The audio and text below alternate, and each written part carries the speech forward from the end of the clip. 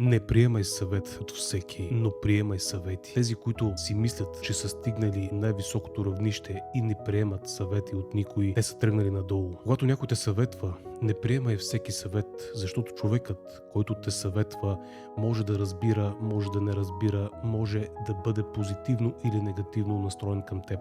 Но се вслушай в мнението, в съвета, който ти казват, и прецени дали да го приемеш. Не приемай съвет от всеки, но приемай съвети, защото по този начин израстваш. Приемането на съвети, приемането на критика е нещо, което е направило впечатление на човека срещу теб.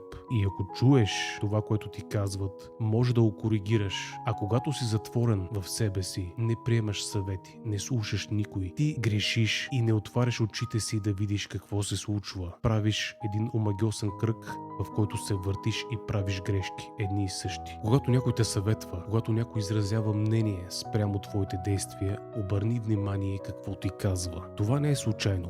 Щом някой реагира по определен начин, значи има дразнител, който го мотивира да реагира по определен начин. Слушай съветите, не приемай всеки, но ги слушай, защото така може да получиш нова информация и да обърнеш внимание на какво трябва да наблегнеш и какво може да подобриш в себе си. Даже и в комуникацията с конкретния човек. Обръщай внимание на съветите. Съветите са нещо, което се получава в следствие на дразнение, на фактор. Затова те имат значение. Не приемай всеки съвет, но приемай съвет. Така вървиш напред, а не надолу.